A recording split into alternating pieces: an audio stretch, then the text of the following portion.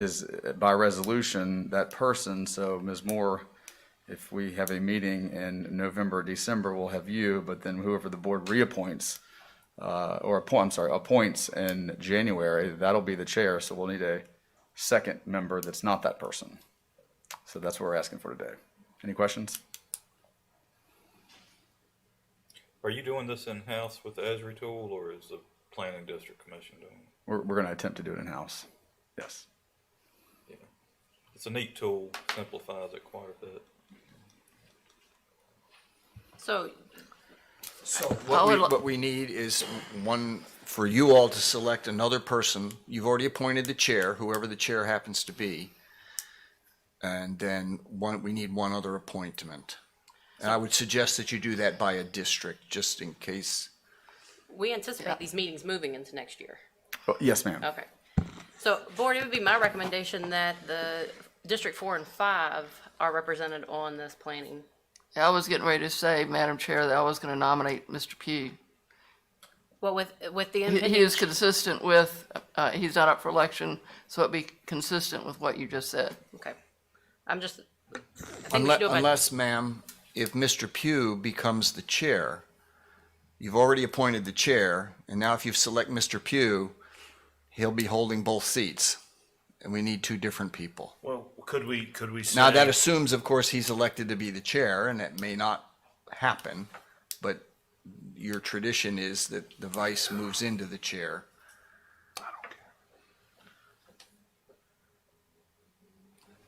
So my suggestion would be that perhaps you appoint whoever is holding the District 5 seat next year. I agree with you on that. There's a motion on the floor. Well, are you saying that I made a motion? It was just my recommendation. made a motion. Oh. No, I made a Oh, motion. oh. Could we come back to this in January, when Ms. Moore moves out and whoever the new chairman, and then at that time select first of the year? Yes, unless they start meeting before then, and I believe after today, if we have that appointment, once we have that second person, they can begin meeting.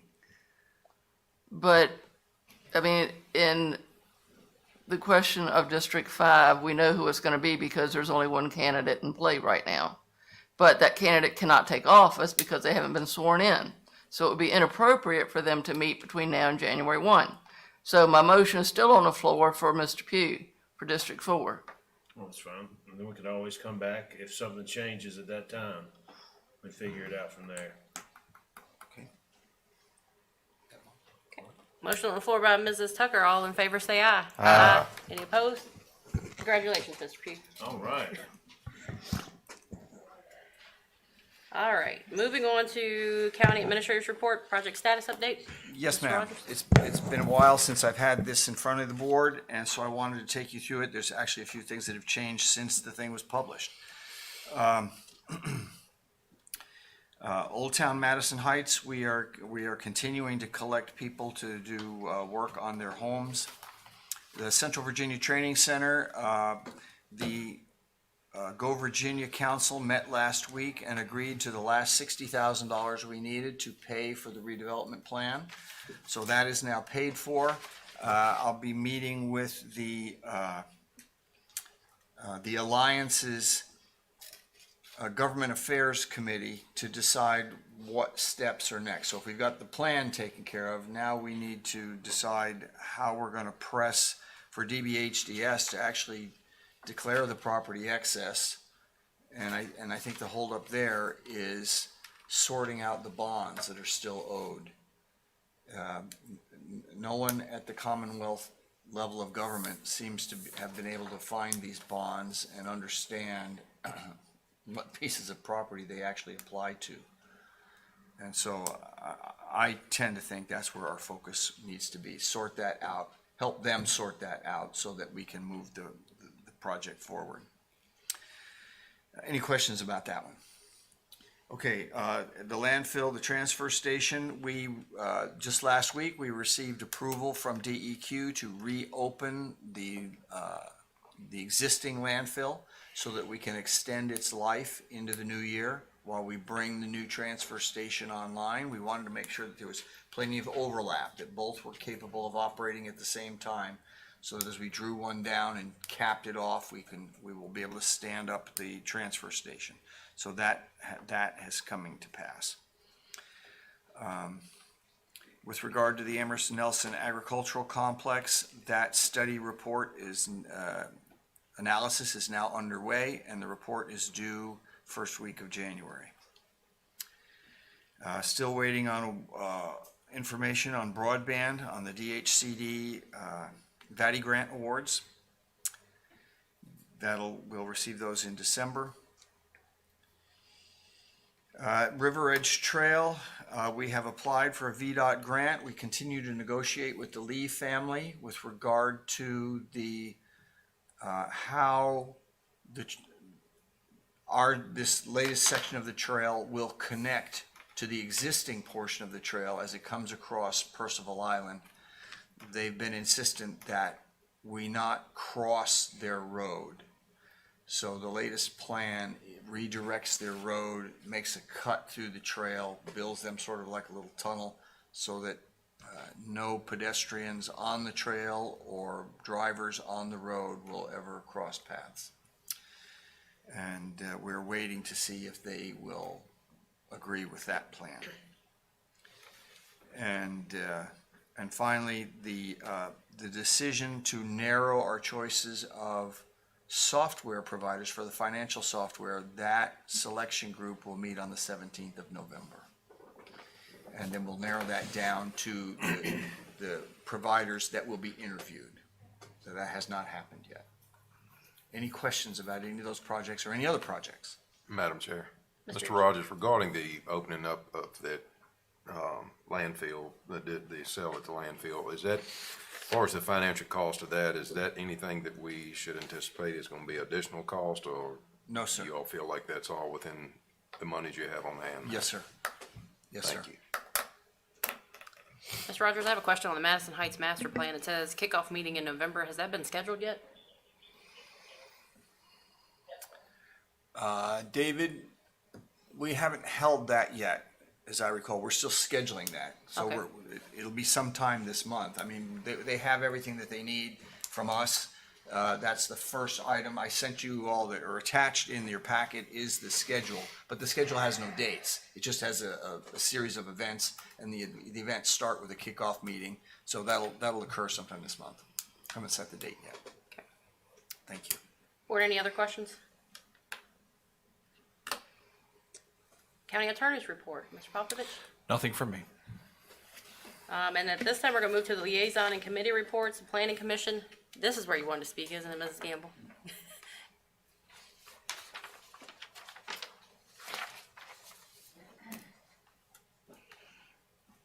Afternoon. I'm Leslie Gamble, and I'm presently a member of the Planning Commission. I'm here speaking as an individual. I'm not representing the Planning Commission, nor am I speaking for the Planning Commission.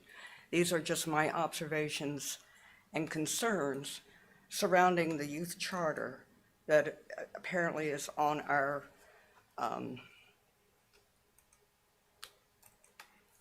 charter. The item concerning the youth charter, I was concerned with and spoke out against. The statements concerning political involvement, and the Planning Commission chairman are responsible to recruit and involve youth to fulfill their charter. Also, I took objection to the superintendent of schools serves as a resource to identify interested and capable youth who are willing to serve. In my viewpoint, private schools, homeschoolers, colleges, and universities are not under his purview. If we identify one resource specific to Amherst County, then it's only fair that we identify a resource for private schools and universities not under his purview. So therefore, that charter is going to be very, very long. With recruitment, I question, how will the chairman be able to accomplish this task? What guidelines is he going to follow? Is he going to be trained under the federal EEO requirements for recruiting? Our charter does not indicate whether or not they're voting members. It does not indicate how long they will serve. As far as I'm concerned, the commission is developing citizenship involvement, not political involvement. And then the question that I had for council, since the meetings of the planning commission are public hearings, is it legal for a youth, a minor, who has not been sworn in by the clerk of the court to participate in discussions along with board members, even if they don't vote? That was my question concerning planning commission. And I was thinking, why is this so complicated? You know, I wanted to go out and look to see what other boards and authorities had to say about youth participation. Currently, we have 7 charters with youth participation: agricultural, broadband, building appeals, economic development, library board of trustees, parks and rec, and the planning commission. As I look through all of them, they all excluded homeschoolers, private schools, and does not specify age or term. Some of them had a clause whereby a youth could be removed for cause, but yet it does not state that cause.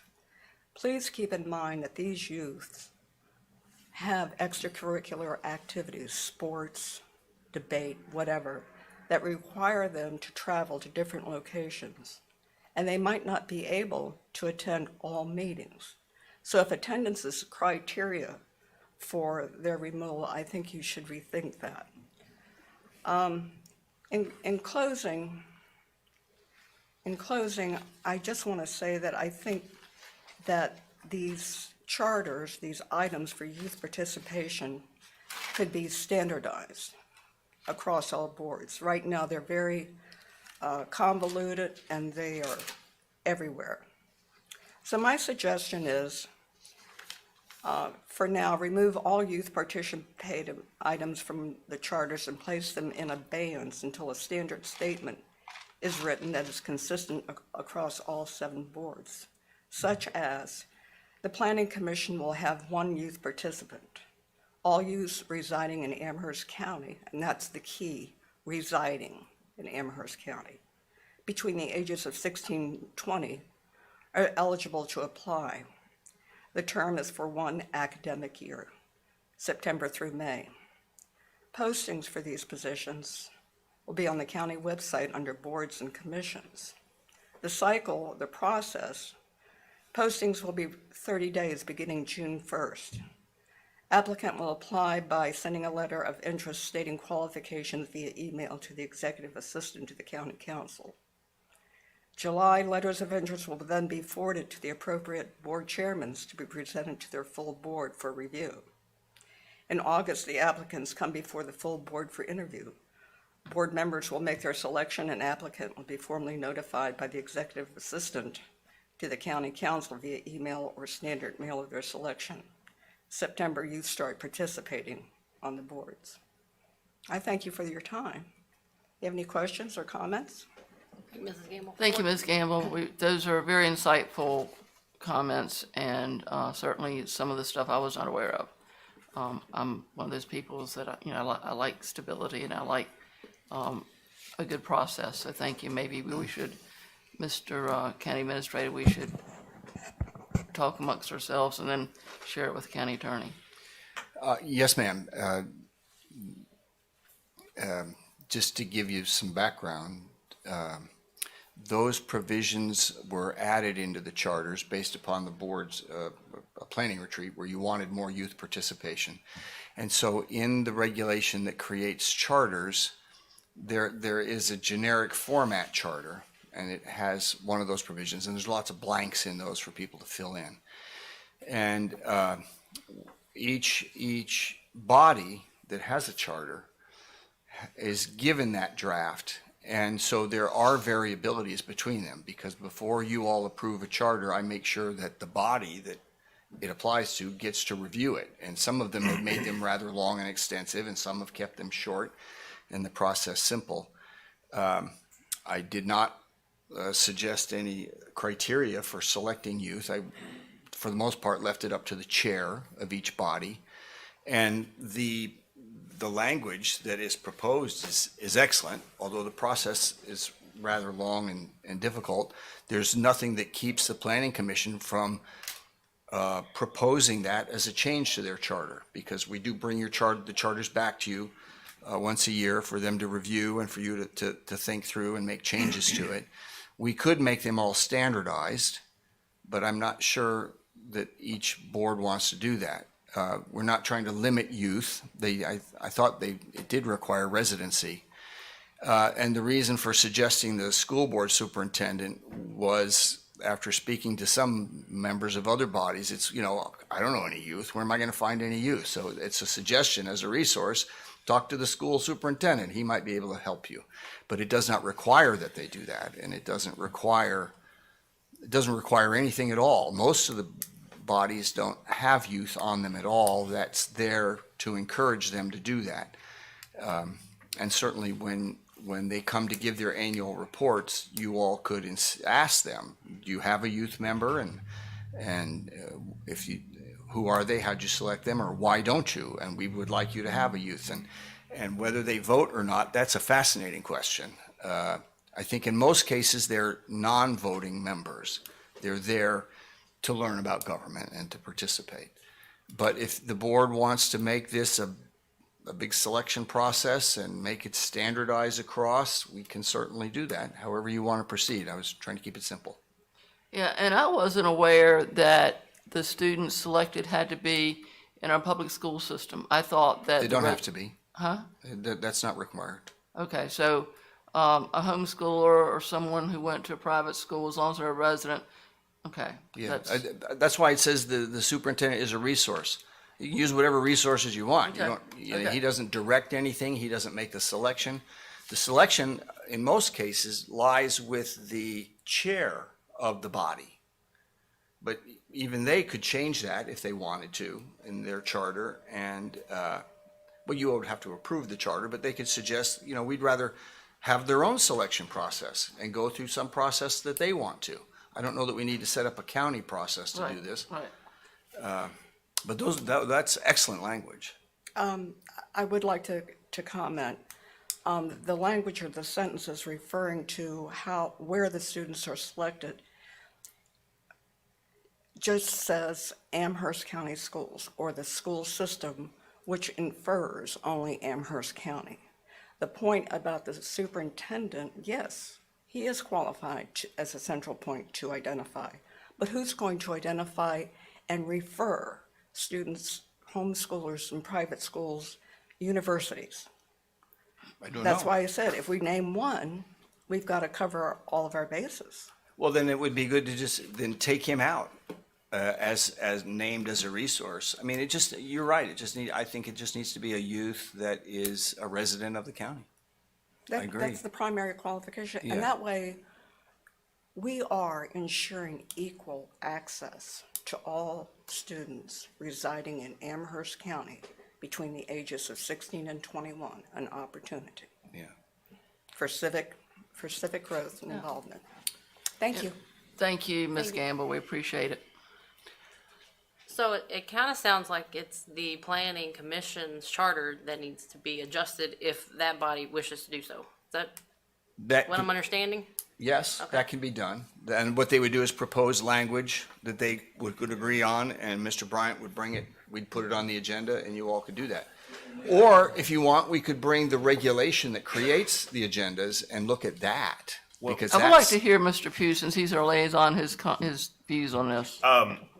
Well, I was not at that meeting. I wasn't at the last meeting, but I do agree that we should have a set of qualifications, and it should be standardized for all the people in the county, whether who it is. And so I think as a board, we should, because we asked for the charters, I think this is something that you actually wanted to do, Mr. Rogers. So I think we should have the authority to be like, well, why don't we include this? All of them are going to be just the same. The selection process or membership should all be the same, so that way we don't have any conflicting charters. And as far as the kids voting, I don't think that I don't think they should vote. I think they're there to learn, to see how the process works, to get them interested in being a future leader. But I do not think that voting should be on the table. Yeah, I don't disagree with making it consistent among them, but I would also like to hear from the other people that have a youth, because they have been, I think the EDA has had a youth. So what are they doing? What changes would they like to see? I'd like to hear from more people in order to make sure that we've got it all covered. Mr. Brown? I was just gonna say, the planning commission, we did debate this at our last meeting, and we are making changes currently to the charter to propose. So I'm instructed by the planning commission to come back with changes for them to review and consider. And then if they like them, we will bring them to you to consider adopting for the planning commission. I mean, the fact of the matter is, every child that lives in this county, and if they qualify, doesn't matter where they go to school or anything else, they should be able to be on these boards. And I haven't read all the charters, so I take Mrs. Gamble's word for it, the way that it's written. That needs to be changed. We're all equal regardless of what school you go to or how you're schooled, so we gotta make sure it's inclusive for everyone. Madam Chair, if I may, I'll put on an upcoming agenda, the regulation that standardizes the agendas, and you can look at each provision on how you want to standardize it. And that's where the standardization comes from. And then to the extent that the bodies then like that and go with that, you can force that standardization, or you can allow variances as they present.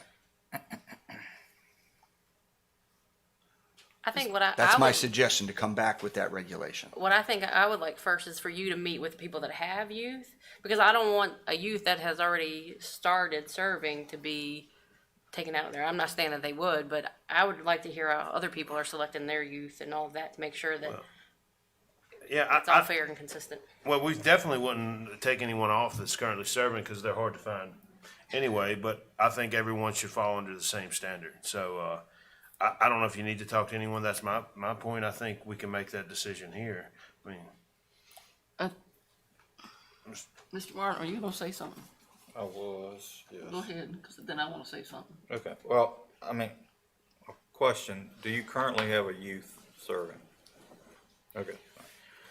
So a couple of points. One, I don't think they should be a voting member of that board. I don't think that they are.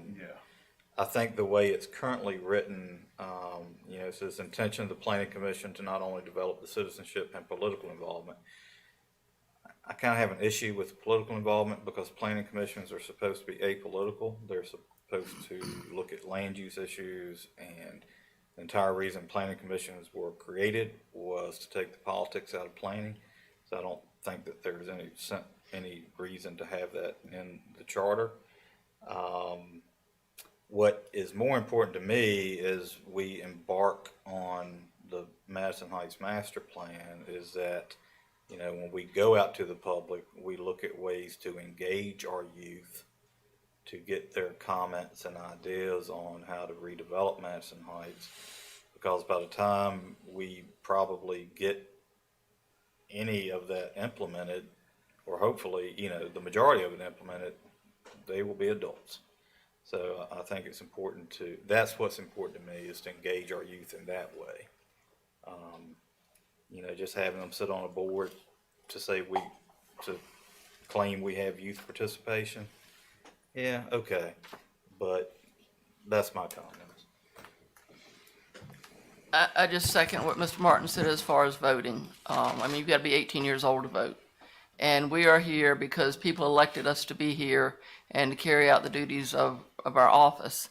I'm all about the civic involvement. I'm all about learning the process, and I will do everything I can to get youth involved in local government, but I think all of us agree no voting. I actually don't believe that they do have the ability to vote. Had I known this topic was going to be brought up, I could have had in front of you the regulation. I'm trying to call it up right now. But if you don't mind, I would like to just bring this back Yeah, I Agreed. think, with the actual, you have the language in front of you, and then we can play with the language, and then we can go through the process of who would be included, but I kind of think you all need to decide for yourselves. You have opinions about what you want to see and what you don't want to see in there, and let's make sure that's there first. well, it sounds like to me, Mr. Bryant's working with the commission to rewrite this section, correct? So let him complete his work, and then they can bring it back, and you can bring that stuff at a later date. I don't think we're prepared to make any type of decisions today. That's just Madam my Chair, thought. Mr. Harris? would it be probably the feeling of the board that once Mr. Bryant and they develop, the criteria for the, planning commission, as we look at that as an overall, so that all boards, it applies pretty much the same to all boards, so we're not faced with if it would be uniform. Is that, I agree. I do too. I think we can look at it after Mr. Bryan gets it all Yep, finalized. and generic. make it applicable where it would serve as for all boards. Madam Chair, I just want to thank Ms. Gamble for doing a lot of research and a lot of tracking down and really being committed to this issue and bringing it before us. Thank you, Ms. Gamble. Absolutely, thank you. All right, moving on, we've got the Central Virginia Planning District Commission, that is information only. Moving on to departmental reports, Eric Bowen, Fair Report.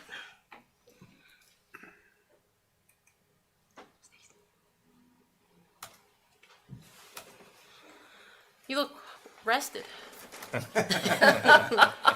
Slightly. Madam Chair, members of the board.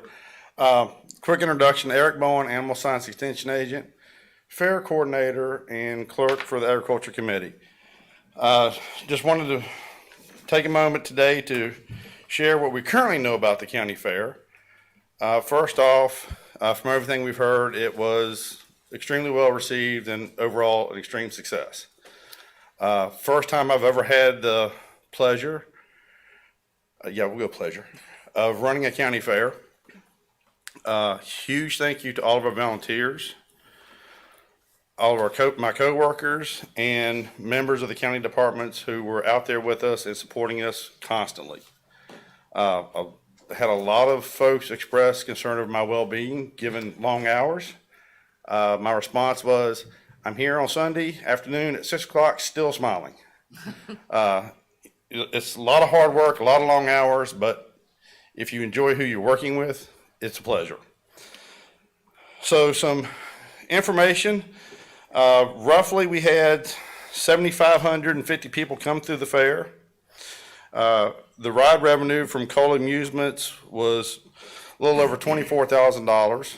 We had $30,000 at the gate admissions. Our total revenue right now, we're looking at $152,586. We are still working on bringing in all the final expenses and correlating everything with the finance department, but right now, looks like we're somewhere in $110,000 to $115,000 expense range. Overall, we should be, I feel safe saying we will come back with a little over $30,000 in revenue. To kind of put that in perspective, based on the numbers I had received when I took over this position, 2018 had about $15,500 in revenue. 2019 had about $8,800 in revenue. The comments going around talking to all of our vendors, they were extremely pleased with the layout. The layout was somewhat of an accident. Trey Tanner, who had originally done the fair layout master plan for us in previous fairs when he was hurting profit, did it again for us this year. We had kind of shared that we were going to create some kind of a thoroughfare through the midway to try to create a flow. So he dropped on his drawing a line in. Well, Cole Shows took that to amusement, took that to heart, and dropped in a 60-foot thoroughfare through the middle of their midway. So just ahead of the fair, we went back and readjusted the layout based on this information. It was a pretty significant change to the layout because of the way we had to set up. So working with RC Cole, we were able to kind of get everything forward facing. They really wanted everybody to be all inclusive. They didn't want air part of the fair to be separate from theirs. They wanted us intermingled all together. The vendors appreciated the new layout. They were all, amazingly enough, they were all happy with the way it flowed, with where they were at. They were happy with their sales. A big shout out to JFOP, the Department of Forestry, and the Farrer Brothers for all their work with the agriculture and natural resources area. For those that y'all were there, you probably noticed a couple of tall trees had been installed into the field. I've been told that they've had plans to install larger trees next year for them to climb. So we're looking at continuing to expand those options. This upcoming year, we will have a much longer time frame to plan. We actually didn't start planning, we're able to confirm the fair until July. So the fact that we got it all pulled together and it went as well as it did is a huge testament to all the volunteers. Probably on Saturday, we were probably close to 30 volunteers short.